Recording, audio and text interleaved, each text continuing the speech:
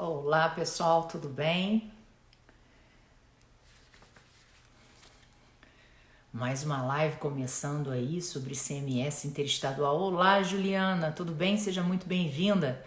Fafá Azevedo, seja muito bem-vinda. Denise.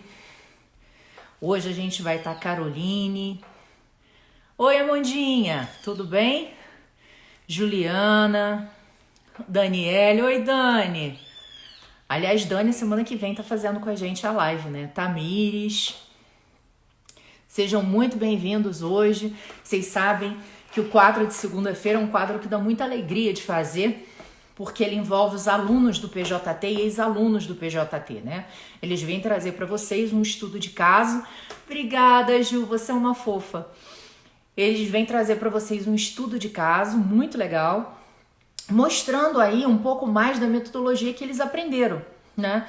Então acho bem legal porque vocês veem assim a evolução do profissional, o profissional falando: "Oi, Mônica, tudo bem? Oi, Rodrigo, meu amigo querido, saudade de você, hein, Rodrigo? Oi, Mari, tudo bem? Oi, Tayana, saudade de você também." Muito bom ter vocês aqui. Essas lives são boas que matam a saudade das pessoas queridas, né?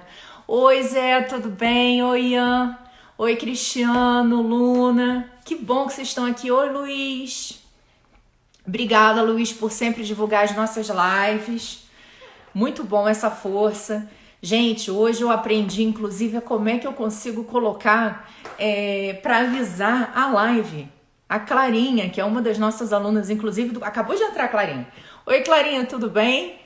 Queria te agradecer muito, porque foi ela que me ensinou a poder colocar lá um cronômetro para avisar vocês que vai ter a live. Isso foi ótimo. Aprendi, vou começar a fazer isso. Obrigada, hoje é o dia do advogado tributarista, gente, nem sabia. Que bom, então parabéns para todos nós. Muito bom. Oi, Aninha. Oi, Schultz. Oi, Fernanda, Hugo. E Hugo, eu tenho que falar com você. Aliás, eu tenho que pegar o seu celular que eu não tenho. Pois é, menina, eu tô aperfeiçoando. É exatamente, Luna, isso, lembrete. Foi o que a Clarinha falou, porque eu não sabia colocar. Aí ela me deu a sugestão, bom, a partir de agora vou estar publicando com isso, entendeu? Então, evolução graças a Clarinha, a gente aprendendo aqui, alegre. Oi, beijo, Ana. Fica com Deus, tudo de bom pra você aí. Guilherme, bom ter você aqui com a gente. Paula já pedindo para entrar aqui, a gente está aguardando a conexão dela. Oi, Jonatas. Oi, Felipe. Tudo bem?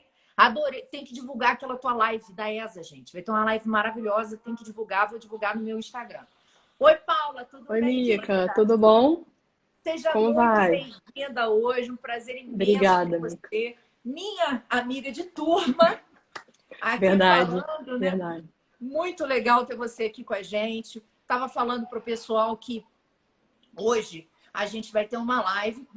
Toda segunda-feira a gente traz Uhum, alunos e ex-alunos do PJT para justamente mostrar, né, o que eles sim, aprenderam no curso, algum caso específico que eles gostem de tratar. E hoje o tema é extremamente relevante, porque a gente está falando de sim, ICMS, operação de rede estadual não presencial, ou seja, tudo a ver com essa mudança verdade. tecnológica que a gente está vivendo, né, Paula? E, Claro. assim, para quem não sabe, além dela ser aluna do PJT da minha turma, tenho muito orgulho de dizer isso, ela é advogada, combatente aí, dá aula para a gente também no curso online. Então, Paula Verdade. está com todos os requisitos para poder arrebentar aí para vocês sobre esse tema. Então, não vou roubar muito tempo seu e vou justamente te passar a palavra para você fazer um overview sobre essa questão do ICMS, operação interestadual não presencial. Tá bom? A bola está contigo. Tá ótimo, Mica. Obrigada, é um prazer. Queria agradecer você, o pessoal da tutoria jurídica, do PJT pelo convite. É muito legal estar aqui compartilhando isso com vocês. Quando a gente debateu, né, para fazer a live e tudo, eu pensei, eu acho que eu vou falar sobre esse tema. Foi um tema que eu abordei nas nossas aulas e é um tema que eu acho que está super em voga agora por conta de toda essa situação que a gente está vivendo e as vendas não presenciais têm um incremento maior ainda. Então, só para a gente fazer uma palhinha inicial, tá? Tá conseguindo me ouvir bem? O vídeo tá bom? Tudo certo? Tá bom. Tá ótimo. Isso. Que bom. Então, vamos lá. Só para a gente começar, é, a gente vai falar sobre as hipóteses de incidência do ICMS nas operações interestaduais realizadas de forma não presencial. E o que seria isso, né? São as vendas online, o comércio eletrônico. Antigamente tinha também as vendas em showroom, né? As vendas de catálogos também são consideradas também vendas não presenciais. Esse tema ele foi muito debatido, principalmente nos anos 2000, 2010, né? Na segunda década dos anos 2000, porque foi editado um protocolo protocolo ICMS 21, no ano de 2011, e isso acabou indo para o STF para ser finalizada a controvérsia, vamos dizer assim, né? E aí depois a gente vai dar sequência aqui no assunto para explicar como que esse fato foi julgado, como que está hoje em dia e o que a gente está vendo sobre o tema, tá bom? Perfeito, ótimo. Eu queria, inclusive, que você me dissesse Uhum. de que modo essas operações não presenciais elas impactam o ICMS interestadual. Tá, vamos lá, Mica. Para a gente começar, eu acho que isso é muito uma abordagem nossa lá do PJT e particularmente minha, que eu gosto sempre de fazer. Analisando o tema que a gente está em discussão, pegando um contexto, né? A gente sempre fala, a gente tem ouvido muito nas nossas lives aqui pelo PJT com a tutoria, sobre uma análise econômica do direito, né? E uma análise multidisciplinar. A gente não pode só olhar para o direito tributário, a gente tem que olhar para o direito um todo, né, para o nosso ordenamento jurídico. E eu acho que esse tema é muito legal para a gente poder fazer isso. Por quê? Porque a gente tem que voltar lá em 1988, com a nossa Constituição. Tá? O texto originário, então, estou dando uma palhinha, né, que teve mudança, vai ter mudança, a gente vai falar. O texto originário da Constituição, ele já regulamentava esses casos de vendas, como é que a gente pode dizer, não presenciais, mas vendas interestaduais. Tá? Operações de venda do ICMS. Então, o ICMS é aquele, são muitos, né, impostos dentro de um único, porque ele tem uma série de incidências, né, todas arroladas na Constituição, muito bem argumentadas na Lei Candir, todos os convênios do ICMS, por aí vai, legislações estaduais que fundamentam. Mas a Constituição é a nossa matriz. Então, ali a gente vê uma série de hipóteses de incidência do ICMS. A gente vai falar especificamente das vendas interestaduais e o nosso ponto, que são as não presenciais, né? O que acontece? O texto originário, lá no 155 da Constituição, ele já falava, olha, vendas interestaduais, a gente tem que balizar um único ponto. Quem é o destinatário dessa operação? É um contribuinte de ICMS, assim como o vendedor, ou não? É uma pessoa física como nós que não é contribuinte de ICMS. Nesses casos em que nós temos não contribuintes de ICMS sendo destinatários das operações, o texto originário da nossa Constituição falava o quê?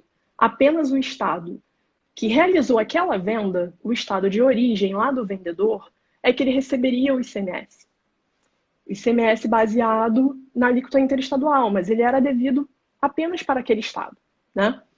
A gente tinha toda uma discussão não, a gente tinha um regramento distinto no caso de quando o destinatário daquela operação de venda de mercadorias, ele era contribuinte de ICMS. Aí a gente tinha uma repartição. Tinha a alíquota interna e tinha uma diferença de alíquota para o estado de destino. Então, tanto o estado de origem quanto de destino, eles eram beneficiados pelo ICMS. Quando a gente está falando do destinatário sendo um contribuinte, sendo não contribuinte do ICMS, uma pessoa física como nós, aquelas operações que a gente chama de B2C, né, as operações Business to Consumer, que é uma empresa vendendo para uma pessoa física. Essas operações, apenas o estado de origem é que receberia o ICMS. Então, como a gente estava numa sistemática de 88, vamos falar, a gente não tinha nem computadores direito nas residências das famílias, né? A internet estava engatinhando ainda. Então, acredito que isso era um tema que já começava a ser discutido fora do Brasil, mas aqui eu acho que, sinceramente, não era muito relevante, né? Com o passar do tempo, que tudo foi desenvolvendo, né? O comércio foi desenvolvendo, então as operações interestaduais tiveram um incremento. O que acontece? Isso começa a ter um reflexo direto nas operações realizadas, porque os estados começam a pensar, mas espera aí, o comércio eletrônico está crescendo, as operações interestaduais estão se desenvolvendo cada vez mais, e apenas o estado de origem daquelas vendas é que está sendo beneficiado pelo ICMS.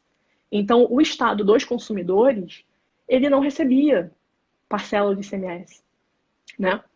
Aí a gente dá uma puladinha no tempo já, a gente sai de 88 e a gente vai para um cenário de 2010. Os estados, Mica, eles já estavam assim muito preocupados com isso, porque a receita já tinha reduzido. A gente aqui, isso são dados que não sou eu que estou dizendo, são dados de pesquisas feitas por entidades especializadas. O ICMS, em 2010, que é o ponto balizador agora da nossa discussão, ele representava 20% de toda a arrecadação do país. Toda a arrecadação tributária, um quinto dela vinha de ICMS. E a gente tinha acabado de passar por um período de grandes discussões dos royalties, da partilha dos royalties. Então, os estados estavam, como que eu posso dizer, eles estavam fragilizados em relação à arrecadação de ICMS. E a gente sabe que isso para os estados é muito importante, né? É o principal. Então, o contexto era basicamente esse. A gente tinha uma Constituição que não trazia regras específicas para essa partilha. Nós víamos operações que eram realizadas de uma forma muito mais intensa, já estávamos numa realidade totalmente diferente daquela de 88, né? E isso começou a gerar uma série de situações no dia a dia e de discussões. Mas por que todos os centros de distribuição eles estão nas grandes capitais? Eles estão basicamente no sul e no sudeste. Mas grande parte do mercado consumidor não está lá, né? Se a gente olhar para o Brasil de dimensões continentais, nós temos os estados localizados no norte, no nordeste, centro-oeste, que ficavam muito prejudicados, porque a maior parte dessas vendas não presenciais eram feitas com estabelecimentos localizados no sul e no sudeste. Então a gente já tinha isso.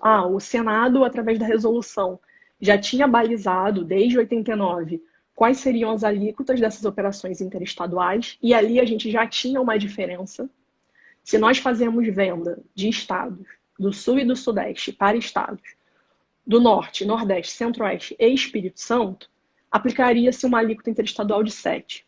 Se fosse o inverso, ela seria de 12. E isso seria o nosso ponto balizador para o que vai acontecer lá na frente. Tá? Aí vem a nossa segunda parte da discussão, vamos dizer assim.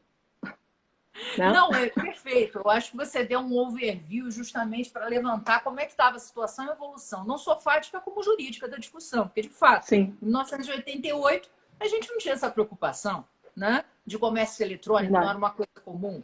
Isso começou a evoluir realmente já no final da década de 80, início dos anos 2000, que realmente ganhou um grande afluxo. E aí eu queria ouvir de você como é que é a questão da guerra fiscal relativamente a essas operações interestaduais. Então, Mica, aí que vem a chamada guerra fiscal que todos falam, né?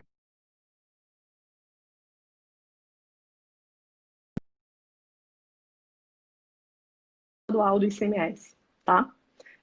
O que aconteceu? Os estados, por conta de toda essa história que eu apresentei bem resumidamente para vocês aqui, estava num momento muito difícil de arrecadação tributária. O ICMS, que é o maior tributo do estado, ele estava... os estados estavam vendo que a arrecadação estava diminuindo cada vez mais. E, por outro lado, as operações com comércio eletrônico, que é o nosso ponto de estudo aqui, as operações não presenciais, elas incrementavam mais. Só um outro ponto aqui de um estudo também do IBPT, no ano de 2001, que é quando começou esse estudo a ser feito do comércio eletrônico, no país eram feitas operações no valor menor do que R$ 1 bilhão pelo comércio eletrônico, tá? Em todo o país. Operações não presenciais, elas reportavam mais ou menos menos de 1 bilhão, era 0,6 bilhão de reais. Em 2010, que é o contexto que a gente parou aqui agora para falar, esse patamar já chegava em 14 bilhões. Então, a gente teve em 10 anos um incremento, multiplicou quase por 28 vezes a realização de comércio eletrônico dentro do nosso país.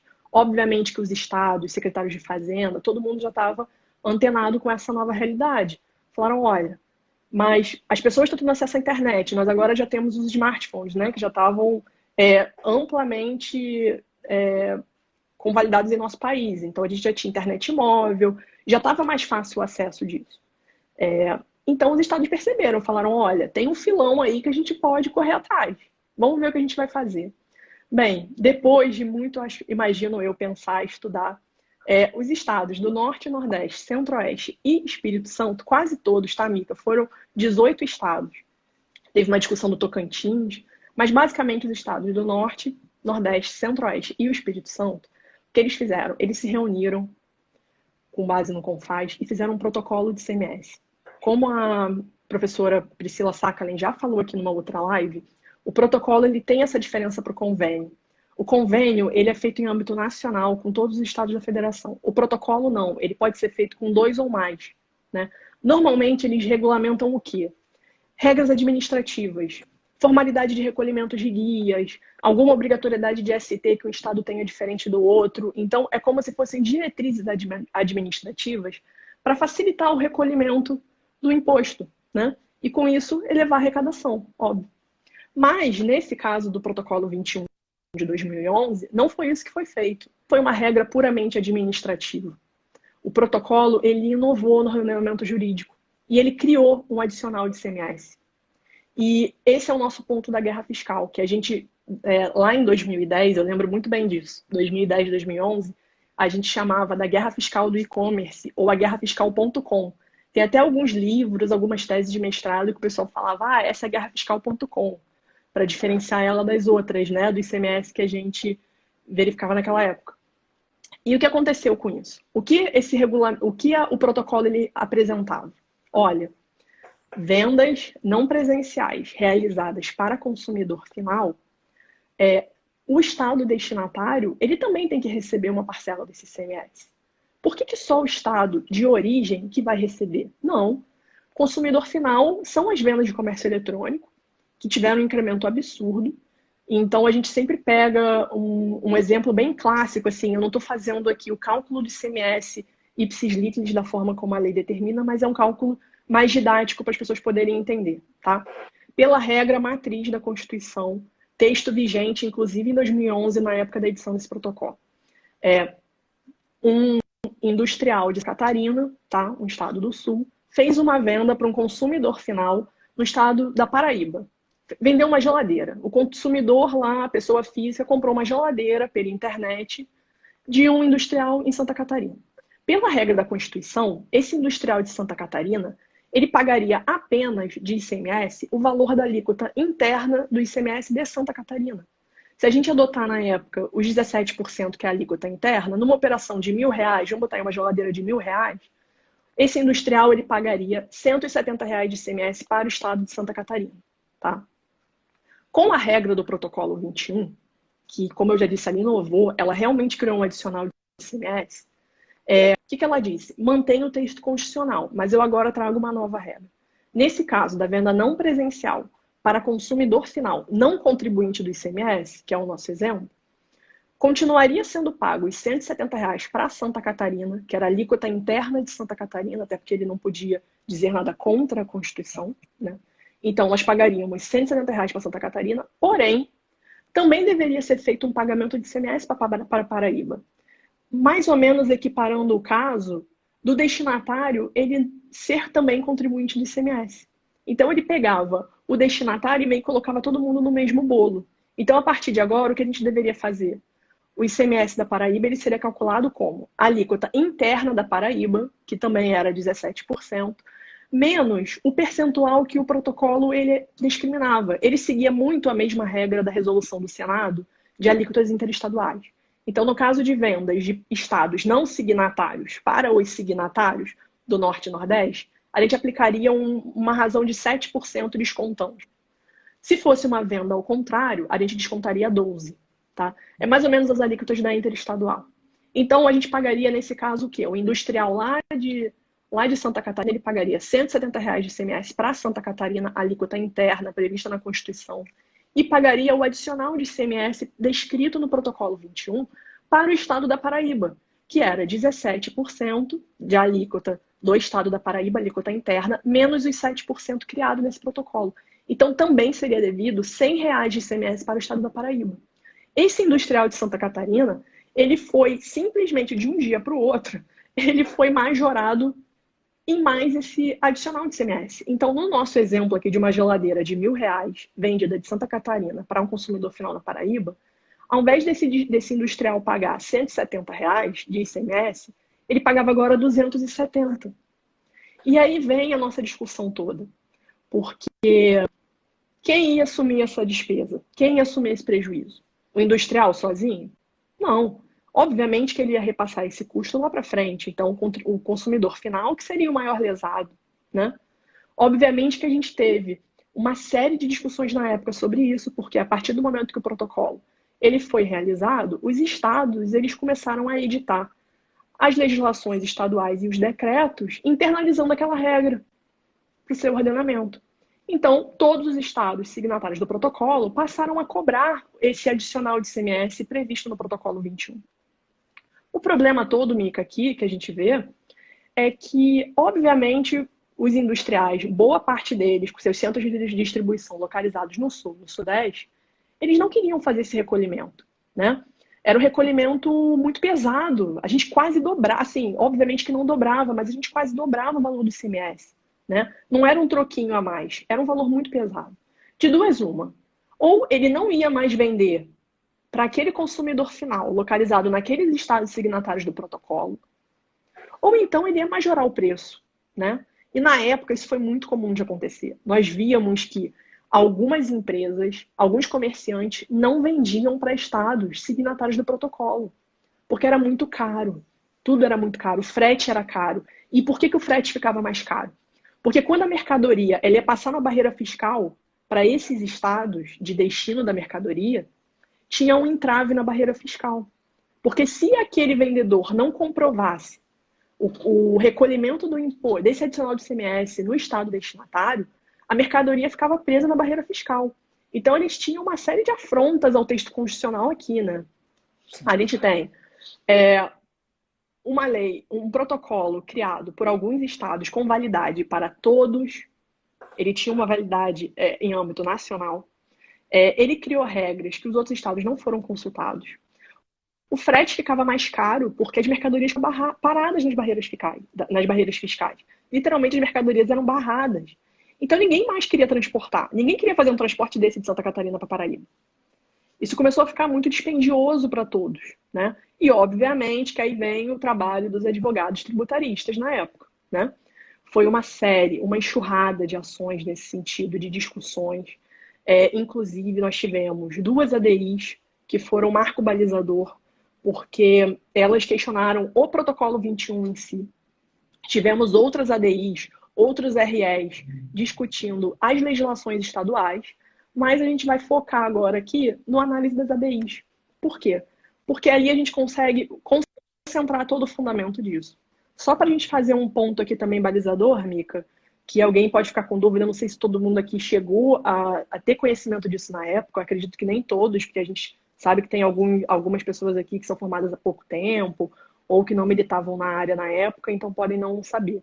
Mas o que todo mundo fez, tá? Não só os grandes centros de distribuição, as grandes empresas de comércio eletrônico, mas também entidades de classe representativas dos comerciantes, dos industriais. Eles ajuizaram ações discutindo tanto as legislações estaduais quanto o protocolo, solicitando medidas cautelares para suspender a eficácia dessa lei.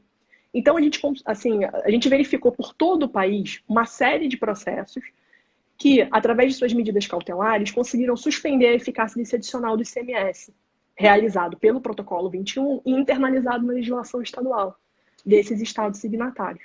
Então, isso realmente foi uma enxurrada de ações. Foi, assim, um número muito grande.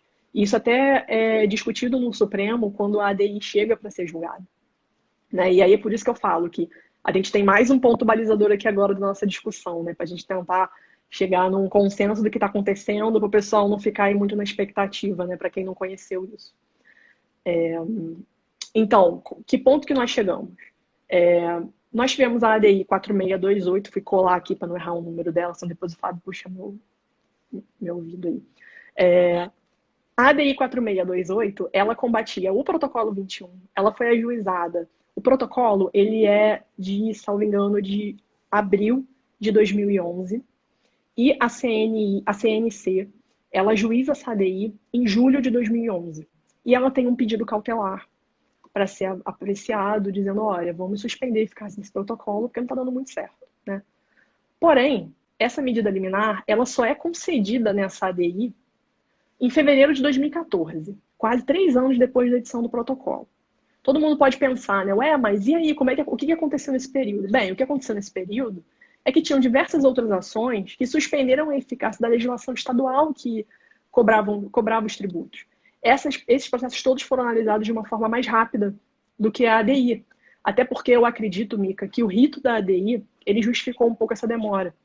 Porque como a gente está falando de 20 estados da nossa federação, para que a ADI seja colocada em julgamento, você tem que convocar esses estados para apresentarem seus pareceres, suas manifestações. E se a gente agora der uma avaliada no processo no STF, que ele felizmente está na íntegra digitalizado, a gente consegue verificar que isso foi um trabalho bem árduo do STF, porque tem muitos estados que não se organizaram ainda, eles não receberam os ARs, ainda era feito por AR, aviso de recebimento, não era a intimação eletrônica de hoje, né? Então, muitos estados, inclusive, não se manifestaram nessas ADIs, nas duas ADIs que questionaram o protocolo 21. E eu acredito que esse tenha sido o ponto-chave para ter demorado tanto tempo para o relator, que era o ministro Luiz Fux, ter apreciado a medida liminar. Tá? Obviamente, quando ele vai julgar essa medida liminar, nós já temos uma série de estados que apresentaram suas manifestações, uma série de amicus curiae que também ingressaram nesse processo, inclusive os estados não signatários do protocolo, que eram os que estavam realmente sofrendo, né? E quando ele analisa isso, ele obviamente defere a liminar, né, seguindo até o entendimento de diversos outros processos ao longo do país, dando um pouco mais de segurança para aquela situação que todo mundo presenciava. E nada impediu na época também, Mica, que apesar da gente ter uma série de processos suspendendo a eficácia dos artigos dessas legislações estaduais, solicitando o pagamento do adicional do ICMS, muitos contribuintes também optaram por fazer a consignação em pagamento desses valores, para discutir se realmente aquele adicional era devido ou não. Então, assim, com certeza, os vendedores, né, vamos dizer assim, os comerciantes, eles não tiveram um prejuízo iminente, porque isso tudo foi levado à discussão. Tá? E não foi pouca discussão, foi muita discussão, foram muitos processos. Tá? Esse processo, então, em fevereiro de 14, a ADI é julgada pelo ministro Luiz Fux a sua medida liminar, ele concede a liminar, suspendendo a eficácia e os efeitos do protocolo 21 até julgamento final da ADI. Quando a gente chega em março de 2014, o pleno do STF leva... Mentira, desculpa, não foi março, foi setembro. Setembro de 2014, a gente teve um período de 6 a 7 meses para o STF se preparar para fazer esse julgamento. Como eles tinham uma série de questões, o tema, inclusive, já tinha uma repercussão geral, que era o tema 615, que havia suspendido os processos ao longo do país. Então, foram julgadas concomitantes com a ADI 4628, o RE do tema 615, que era de relatoria do ministro Gilmar Mendes, e a outra ADI, que versava também sobre o protocolo 21, só que de titularidade da CNI, que era a ADI 4713. Então, os 3 processos foram julgados de forma única pelo pleno do tribunal. Na época, o presidente era o ministro Ricardo Lewandowski. É até engraçado, Mica, assim, fazendo um parênteses aqui do nosso caso, que eu sei que vocês gostam que a gente fale muito isso por conta do PJT. Felizmente, a gente tem agora a ferramenta do YouTube, né? Então, além dos processos eletrônicos, nós temos como acompanhar a gravação dessas sessões de julgamento. E, felizmente, essa sessão de julgamento, ela está disponível no canal do YouTube do STF. Então, a gente pode verificar se teve discussão, se não teve discussão, o que os ministros falaram e o que não falaram. Então, a gente sabe, né? Quem já foi aluno do PJT, quem conhece um pouco dessa sistemática, sabe que a gente valoriza muito isso. Então, isso às vezes é mais importante do que a ementa, né? Do que os votos e tudo. Então, eu até revi agora, ontem, esse julgado de novo, a gravação dele, para a gente poder fazer essa live hoje, e eu novamente me surpreendi, porque chega a ser até um pouquinho engraçado. Foram 3 processos julgados, 2 de relatoria do Fux, 1 do Gilmar Mendes. Quem conduz todo o julgamento é o ministro Fux, literalmente. Os temas tinham uma convergência temática muito importante. Os ministros, eles abordam a situação de que existiam muitos processos em todo o país suspensos, aguardando esse julgamento. E eles até questionam o motivo dos tribunais estaduais, os TRFs, não comunicarem todos os processos que estão sobrestados aguardando julgamento pelo STF. Nesse caso, eles só tinham a informação de que tinham 52 processos aguardando julgamento. E eles sabiam que esse número era muito ínfimo perto da realidade. Então, a realidade era que tinham muitos processos em todo o país aguardando justamente esse julgamento. Se nós analisarmos a ementa do voto final, a gente consegue entender muito bem o que é uma ementa fuchsiana que todos falam, né? Acho que o estudante de tributário, ele já está acostumado a ouvir isso. Uma ementa fuchsiana, o que é? É uma ementa, ela chega a ser até um pouco prolixa, mas é um prolixo bom, se a gente parar para analisar. Porque o ministro Fux, ele, como um excelente professor que ele sempre foi, e ele continua sendo, ele simplesmente, se você lê a ementa do ministro Fux, desse processo, você entende todo o caso que a gente está falando aqui agora na live. Você entende tudo que foi dito no julgado. É um acórdão relativamente pequeno, de 41 folhas, e ele basicamente é copiado nas duas ADIs e no RE. O ministro Gilmar Mendes ele faz algumas pequenas ponderações, mas no final a conclusão é a mesma. Tá? As ADIs e o RE foram julgados de modo a extirpar do ordenamento jurídico o protocolo 21, por uma série de situações. Ele infringia a Constituição porque ele não respeitava diversos princípios constitucionais. Princípio do não confisco, princípio de limitação ao tráfico de bens e pessoas, princípio até da legalidade, não respeitou a anterioridade,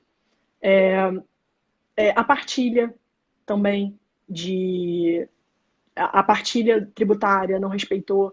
Se a gente tivesse aqui um problema, como aconteceu no caso, de discussão de competência, ela deveria ter sido apaziguada por uma lei complementar. Então, isso também acabou ferindo o artigo 100 do CTN. São tantos argumentos que, se a gente parar para analisar as iniciais, você cansa. Porque parece que assim, a Constituição foi rasgada no momento que foi assinado esse protocolo. E uma coisa que eu achei muito legal é que não é um julgamento cansativo. Se alguém tiver curiosidade e quiser analisar, é um julgamento bem interessante, porque nós temos 3 sustentações orais nele. E ele é um julgamento de 1 hora e 5 minutos. Nós temos o advogado da CNI falando, o professor Gustavo Amaral. Nós temos um procurador do Estado, salvo engano, o procurador do Estado do Pará, que ele vai defender os argumentos dele. E ele mesmo já fala, ele fala, olha, eu entendo todos os argumentos apresentados, mas eu continuo tentando seguir pela minha linha aqui, porque nós precisamos ter mais arrecadação. O foco é a arrecadação. E um outro advogado privado também fala em nome da CNI, tem a oportunidade de falar nessa sustentação oral. Então, assim, é um julgado interessante. Nós não vemos debates, os ministros nesse julgado específico, eles não têm divergências. Todo mundo entendeu o problema, o que estava acontecendo, e o fato da gente ter uma série de cautelares, de medidas liminares concedidas em todo o país, isso trouxe ainda mais fundamento para o STF julgar pelo sentido favorável ao contribuinte, que no final foi o vencedor nessa história toda. E um dos pontos, Mica, muito importante para justificar a concessão dos pedidos dos contribuintes nessas ADIs e no RE, é o fato de que, desde a época de antes da assinatura do Protocolo 21, nós já tínhamos projetos de lei de emendas à Constituição para mudar o nosso texto legal. Só que essas emendas, elas não tinham força para julgamento, vamos dizer assim, tá? Elas iam ficando sempre para trás nas pautas, iam ficando para trás e não eram julgadas. Então, nós acreditamos, analisando tudo, lendo as notícias divulgadas na época, as manifestações dos secretários de Fazenda na época, que realmente o protocolo ele foi assinado para forçar literalmente uma barra. Olha, vocês têm que olhar para isso. Não adianta a gente ficar com um texto constitucional de 1988 para uma situação, agora já depois dos anos 2000, segunda década dos anos 2000, todo mundo achar que aquilo ali não muda. E a gente sabe que o direito muda, né, constantemente. Nós temos as regras constitucionais, mas a gente sabe que precisa ter uma flexibilidade em relação a alguns pontos, né? Então, esse foi, eu acho que, o grande fundamento dessas ADIs terem sido concedidas, da gente ter firmado um tema, o tema 615 de repercussão geral, que acabou com o problema que nós tínhamos em relação ao protocolo em todo o país, tá? E eu acho que muito foi baseado nisso. Inclusive, os próprios ministros no STF, na época, quando eles estão proferindo o voto, eles falam sobre isso. Eles falam, olha, mas a gente já soube que tem uma série de projetos de emenda à Constituição para realmente modificar essa partilha. Então, eu acho que não é por um protocolo que é totalmente inconstitucional que isso vai ser feito. A gente não pode balizar isso, né? A gente aqui, nós somos defensores da Constituição, então a gente tem que balizar as regras constitucionais, né? O único ponto interessante nesse julgamento, Mica, que aqui a gente volta também para a questão do PJT, porque eu acho que ele foi muito relevante, é a questão da modulação de efeitos. Como os ministros, né? A gente não. Os ministros eles estavam julgando as ADIs e o RE de modo a extirpar do ordenamento jurídico aquela regra do protocolo.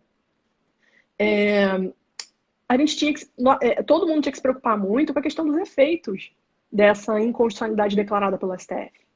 Então ficou uma pequena discussãozinha do Fux e do Gilmar Mendes com o Marco Aurélio, que muitos sabem que o ministro Marco Aurélio ele é totalmente contra a modulação de efeitos nesses casos, né? E ele já começa falando isso. Eu sou contra que modular efeito, não vamos modular efeito nenhum, não tem que modular. Mas os ministros eles falam, olha, precisamos trazer segurança jurídica para as relações, né? Então eles resolvem modular os efeitos. Todos os ministros concordaram com exceção do Marco Aurélio, tá? Eles modulam os efeitos dessa decisão desde a data da concessão da medida liminar da ADI de 2014, resguardando todas as ações em vigor sobre aquele assunto. Então, isso é uma coisa muito boa, que trouxe muita segurança jurídica para todas as partes, tanto os estados quanto os contribuintes, né? O que eu falei que foi intrigante, né, nesse ponto é que a gente só consegue ver isso pelo vídeo de uma forma melhor, porque pela transcrição do julgado você fica um pouco em dúvida. Mas no vídeo isso fica bem claro.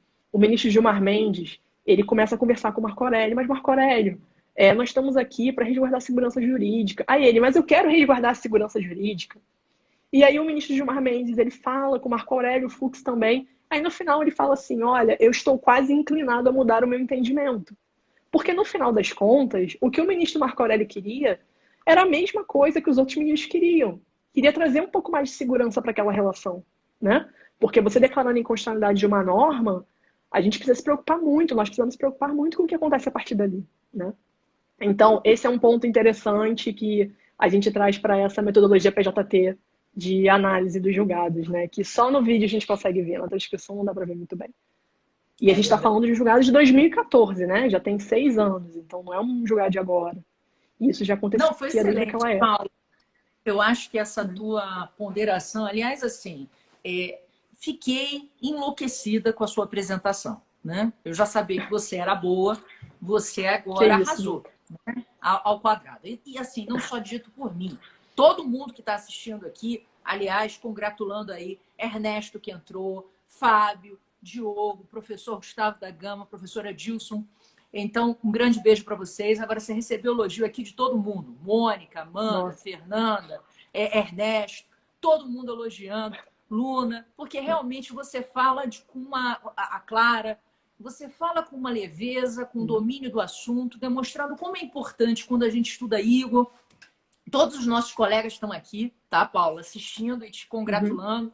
Então, assim, eu acho que você realmente, Heleninha também falou, então acho que você conseguiu apresentar o tema de uma forma, assim, fantástica e demonstrar a importância da gente realmente não ficar na ementa, né? Por mais que a ementa do Fux fosse excelente, era importante a gente ir no julgado. Como é que faz diferença a gente assistir, às vezes, o julgamento, da gente ler mesmo inteiro o teor? Porque você tem coisas ali que acontecem que só você vendo para você entender melhor determinadas conclusões. Como você muito bem colocou, ali você tinha Gilmar, você tinha Fux e você tinha o Marco Aurélio. Todos eles queriam a mesma coisa, segurança jurídica. A grande questão é como fazer essa segurança jurídica ser aplicada na prática, né? Então, assim, parabéns pela apresentação. E eu queria que você, para finalizar essa nossa conversa, me informasse se houve algum outro desdobramento, algum outro tratamento, outra solução que tenha sido dada. Antes de eu te passar a palavra, só uma pergunta que foi feita aqui relativamente a se protocolo é lei. Não, Amandinha, protocolo não é lei, tá? Protocolo é um acordo entre os estados que não tem uma força vinculante, ok? Então, o que aconteceu, que a Paula falou, é que muitas pessoas internalizaram o que foi acordado no protocolo na lei. Aí virou lei estadual de fato, né? E a discussão... E aí os estados podem passar a cobrar. Justamente. Exatamente, tá? Então, só para ficar claro. Então, querida, eu queria que você passasse para a gente essa visão. Como é que isso foi? Houve outra solução para o caso? Como é que isso foi tratado? Claro. Para a gente finalizar aqui, eu acho que já está até um pouquinho adiantado, né? Eu falei muito. Vamos lá. Não, foi Nós ótimo. tivemos Você uma não falou solução. nada. Nós Foi tivemos uma excelente. solução para esse caso. Obrigada, amiga. Nós tivemos uma solução para esse caso. Em setembro de 14, como eu falei, nós tivemos esse julgamento das ADIs e da repercussão geral pelo STF. No ano de 2015, finalmente foi editada a Emenda Constitucional 87, que trouxe mudanças no artigo 155, parágrafo 2º da Constituição, que regulamentava justamente o que nós estamos falando aqui agora. Então, o que aconteceu? O ordenamento do ICMS interestadual nas operações não presenciais, que era pleiteado no protocolo 21, ele agora passou a fazer parte da Constituição. Da mesma forma como ele era pleiteado, mas agora vindo por uma regra constitucional definida a partir de uma emenda e tudo mais. Curiosamente, nesse caso, Mica, que foi até um outro motivo de eu ter trazido ele agora para o nosso debate, nós tivemos a emenda constitucional 87, que ela mudou o 155, e ela também criou o artigo 99 do ADCT. Por que nós temos um artigo do ADCT criado? Mas por que ADCT? Porque realmente foi uma disposição transitória, tá? Como que ficou essa situação agora? Nós continuaríamos olhando o contribuinte final como consumidor final, não contribuinte, o consumidor final daquela operação, não contribuinte do ICMS, ele agora tem uma regra diferente da regra anteriormente definida na Constituição lá em 88. O que acontece agora? Agora, vou até ler um pedacinho aqui do trecho para a gente poder entender bem. Nas operações que destinem bens a consumidor final, contribuinte ou não do imposto, localizado em outro estado, serão adotadas alíquotas interestaduais. E caberá ao estado de locação do destinatário o imposto correspondente à diferença entre a alíquota interna do estado destinatário e a alíquota interestadual. Nesse caso, se a gente estiver falando, a única diferença que a gente tem aqui no destinatário se o destinatário for contribuinte do imposto, ele que deve recolher para o estado dele, onde ele reside, vamos dizer assim, tá? Tem o seu domicílio fiscal, essa diferença do ICMS. Se o destinatário for não contribuinte, quem recolhe é o remetente. Então, é o industrial que vendeu naquele nosso caso anterior lá do início. Tá? É a diferença que a gente tem. E por que veio o ADC? O ADCT veio para falar, olha, esse diferencial agora que foi criado, ele vai ser repartido para a gente poder agradar todo mundo, o país inteiro nesses casos, e as secretarias de Fazenda poderem se estruturar. Por isso que ele é uma disposição transitória, porque nós fizemos o quê? Olha, no início vai ter uma regra de 80% desse valor sendo direcionado ao estado de origem da venda e 20% ao estado de destino. Isso começou em 2016, janeiro de 2016, essa regra. No ano de 2017, nós fazíamos uma partida um pouco diferente.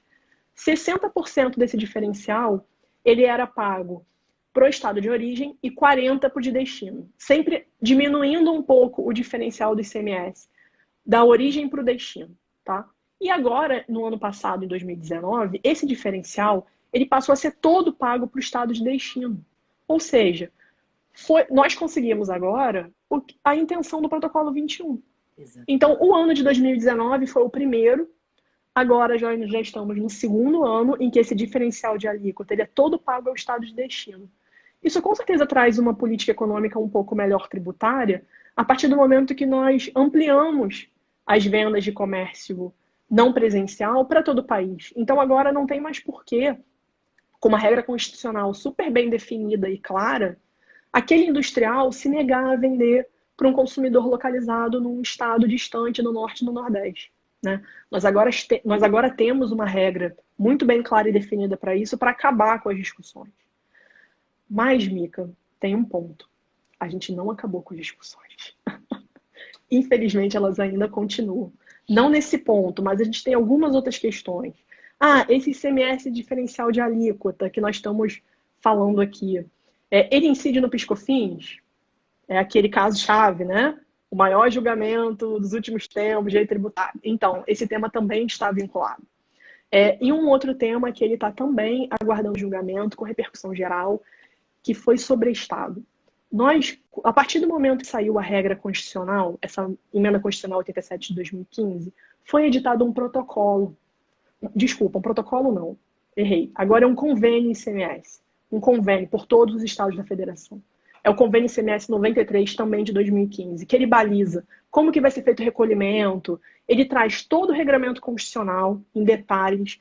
Ah, vai ser recolhido com que guia? Com essa guia, com aquela guia? Qual a data? Tem que ser no momento do transporte? Não tem que ser... Então, ele traz as regras administrativas e ele faz um aditivo. No inciso 9, ele fala, olha, isso também vale para as empresas optantes pelo Simples Nacional. Então, gerou um problema danado de novo, né?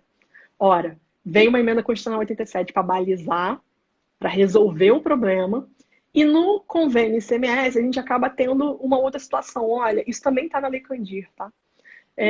Tá, mas como que é a sistemática do Simples Nacional? Aí a gente vai para uma outra live para falar sobre isso. Mas a gente trouxe essa temática também para a discussão. Então, eu só queria assim, encerrar a nossa argumentação sobre o tema, dizendo que nós ainda temos muito a incrementar no nosso país sobre ICMS, nas vendas em comércio eletrônico, seja destinatárias a consumidor ou não do ICMS. Nós temos uma série de outros problemas que aconteceram, além desse do Simples Nacional que eu falei. Nós tivemos estados criando benefícios fiscais. Então, é um outro problema. Então, nós temos também outras ADIs discutindo isso, porque a partir do momento que você tem um diferencial de alíquota, era mais fácil você dividir os centros de distribuição por todo o país ou não? Então, alguns estados vêm e concederam benefícios fiscais. Olha, traga o centro de distribuição para cá, eu vou reduzir a alíquota interna para você.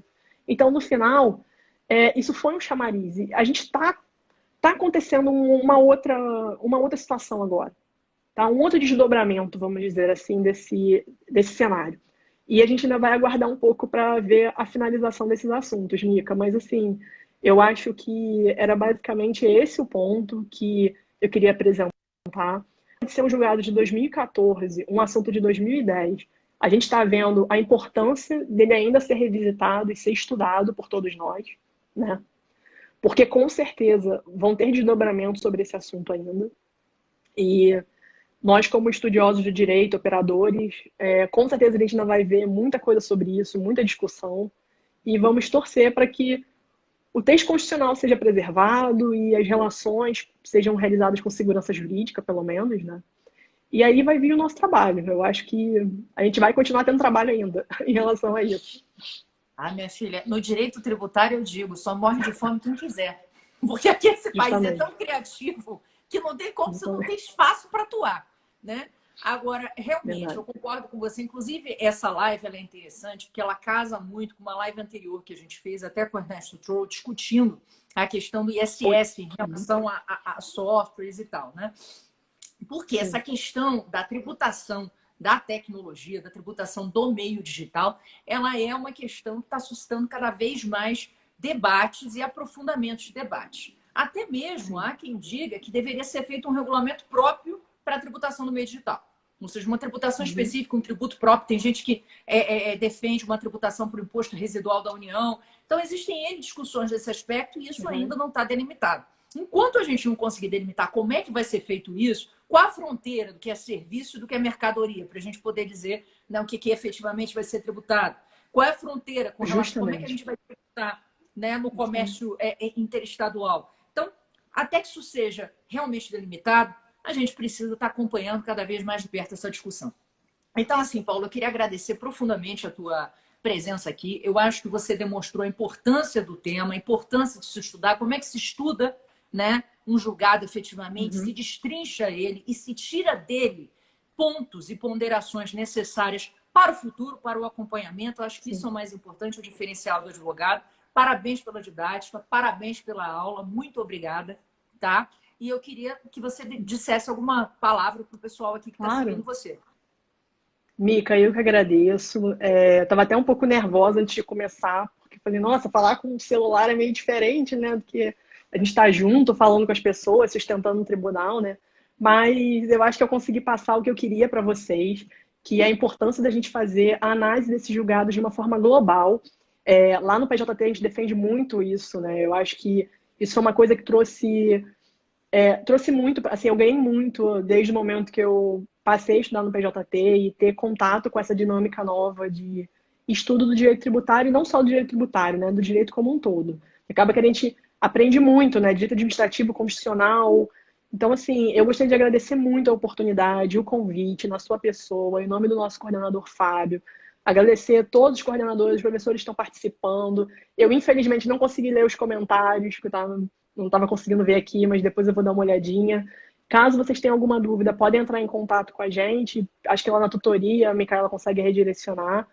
Mas estou aqui à disposição para o que vocês precisarem e estou torcendo muito para esse projeto que está sendo muito bom. Estou adorando, acompanhando direto essas lives. Estão trazendo coisas muito boas para a gente. Sempre aprendendo, Mica. Acho que isso é o mais importante. E Oh, é convivendo com verdade. vocês, né? Profissionais Oh, maravilhosos, tem nem o que falar. não, Eu ouvi todos os elogios que você falou antes, o pessoal me elogiando. Eu que gostaria de agradecer a oportunidade, primeiro, de estar aqui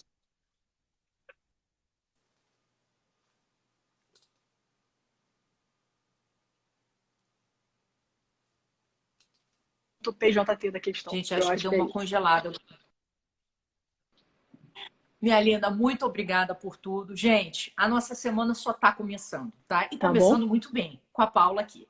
Então, Muito obrigada amanhã pelo a gente convite. vai ter Um uma live. beijo para todos que assistiram aqui, que ficaram até agora, tá? Não, beleza, com certeza, gente. Amanhã a gente tem uma live excepcional com o Ernesto e o Diogo Santesso sobre ICMS, Sobre sobre CMS. demanda contratada, tá? Então não deixem de acompanhar amanhã, meio-dia, a gente tem outra live com o Ernesto e o Diogo sobre um tema bastante relevante. E a gente vai divulgando novas lives. Na quarta-feira vai ter uma live em grupo também. Em breve a gente vai estar divulgando a arte. Então não deixe de acompanhar, porque essa semana promete. Tem muita coisa boa. Beijo grande, gente. Até amanhã na nossa Imperdível. live. Tenha uma ótima Beijo. Obrigada, segunda-feira. Mica. Tchau. Beijo. Obrigada. Tchau, tchau. Beijo. Beijo.